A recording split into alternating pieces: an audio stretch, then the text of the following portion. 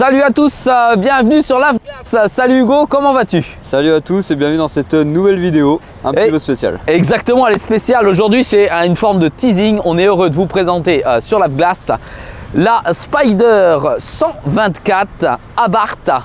Donc 1,4 litre, 170 chevaux qui a été reprogrammé à 240 chevaux. Je pense qu'il y a un stage 2 là-dessus. Et en opposition, nous avons la MX5 RF avec donc le toit Endure qui s'ouvre et elle fait 160 chevaux avec intérieur sport Recaro. En plus, c'est un moteur atmosphérique. Avec moteur atmosphérique et là effectivement on a un putain de turbo dessus, il faut le dire. Ouais. Alors sur ces deux véhicules, on ne fera pas du tout le test du coffre parce que vous allez voir qu'ils sont ridiculement petits. Ouais, c'est absolument pas des voitures pour partir en voyage avec. Si ce n'est un week-end avec votre copine parce que ce sont deux véhicules qui ont que 2 places. Hein Hugo? Pour les Parisiens, vous pouvez aller à Deauville, c'est bien. Voilà, pour les Parisiens, pour aller à Deauville. Alors, particularité de ces véhicules, c'est qu'ils sont montés sur le même type de châssis. D'accord? C'est le même type de modèle, sauf qu'il y en a un effectivement qui est muni d'un turbo et une autre qui est munie justement d'un moteur atmosphérique. On va tout de suite aller voir à l'intérieur, hein Hugo? Ouais. Et on va se regarder et on va voir qu'il y a effectivement des similitudes pour ces deux véhicules. Allez, c'est parti. Après, on reviendra sur la particularité des phares et de l'intérieur. Allez, donc on peut voir dans le véhicule. Alors, c'est un véhicule déjà, il faut savoir, qui a été conjointement étudié avec les Japonais de Mazda. Parce que les intérieurs sont typiquement les mêmes. Ouais, c'est l'intérieur Mazda, clairement. C'est l'intérieur Mazda. Alors, il y a une petite particularité. Je vais déjà me mettre au volant. Allez, vas-y. Parce que ça a son charme. Déjà, on est super bas. C'est une des rares voitures où, quand on est à l'intérieur, on peut toucher la roue arrière. Ça me fait marrer. Je vous rappelle qu'on avait déjà présenté une Mazda, la Mazda qui est là-bas. On est exactement pareil que dans la Mazda en fait, c'est la même chose, c'est le même pilotage, ouais. Tout est pareil, voilà. Par contre au son, ça a l'air de... Alors on y va pour le son. Attends, je vais me mettre au pot derrière. Bon là on est sur une Abarth quand même. Hein.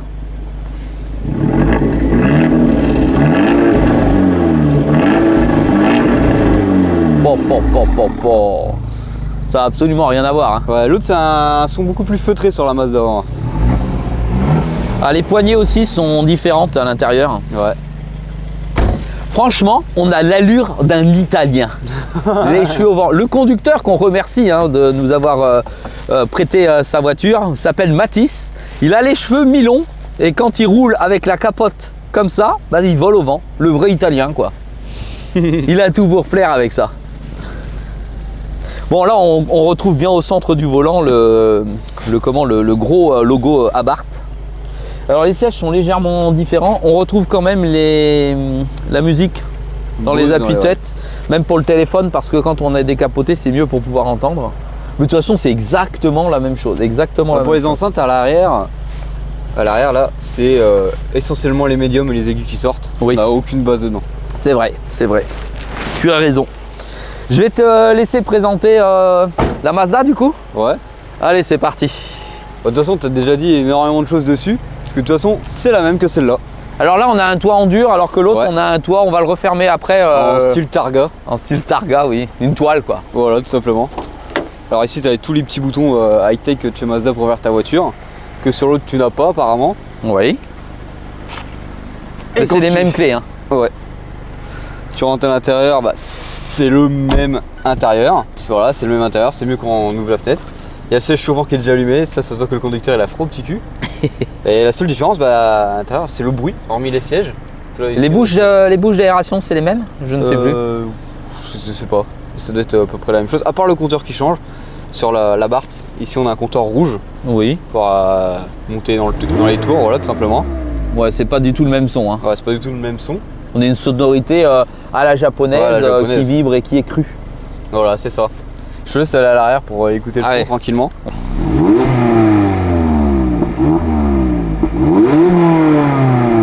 Bon, je t'avoue que ça a l'air totalement ridicule à côté de l'autre voiture. Ça fait pas du tout le même bruit, même à l'intérieur, c'est pas du tout pareil. C'est ça.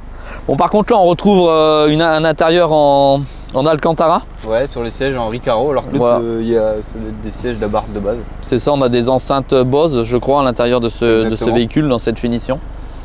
Voilà, sinon tout ce qui est effectivement rétroviseur, même ici pour fixer le toit, bah, c'est exactement la même chose. Alors que là, le toit, on peut le Allez, faire vas-y, avec le simple on bouton. fait le toit pour voir un petit peu. On vous mettra un petit chrono pour voir la vitesse d'exécution entre les deux pour voir.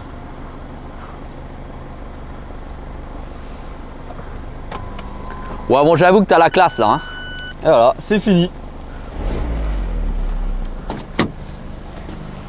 Bon, par contre, faut pas faire 2 mètres pour sortir de la voiture. Bah, toi qui fais 1m82, 1m83, effectivement, c'est difficile. Allez, Quand vas-y, tu refermes le toit, c'est comme ça. va au volant de celle-ci et regarde un petit peu ce que ça peut donner pour la fermeture du toit. On l'a jamais fait, alors on va voir si c'est simple, Alors, je sais pas sans du tout qu'on comment nous ça se explique ferme. quelque chose. Ah, j'avais pas vu, regarde, attends, Dis-moi. avant de rentrer, j'avais pas vu, on a bien le logo Abarth qui est Oui, sur les mis sur les sièges, c'est Ouais. sympa. Hein.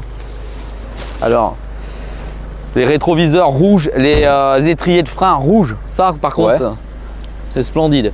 Bon, ce type de véhicule, vous avez plutôt du mal à le retrouver en France. Hein. Je crois que ce véhicule, il vient d'Allemagne directement. Et voilà, c'est ce qui lui donne aussi son charme et la rareté, en tout cas sur le territoire national. Bon, on attend toujours hein, de voir si tu arrives à Là, je l'ouvrir. comprends pas, ça doit être à la manuelle, à la main, on va le chercher. Oui, c'est à la manuelle. Oui, oui, t'as pas de bouton dessus. Bon alors, t'as trouvé la solution? Ouais, alors juste ici, on a une trappe qui va venir lever à l'arrière la capote. Alors, attendez, attends, pardon, je me rapproche, voir un petit peu. T'as un petit bouton là que tu lèves Ouais, qui te permet de décrocher la capote et après, bah, t'as plus qu'à l'amener. d'accord. Enfin, je crois. Oui, c'est ça, je pense que tu dois tirer dessus.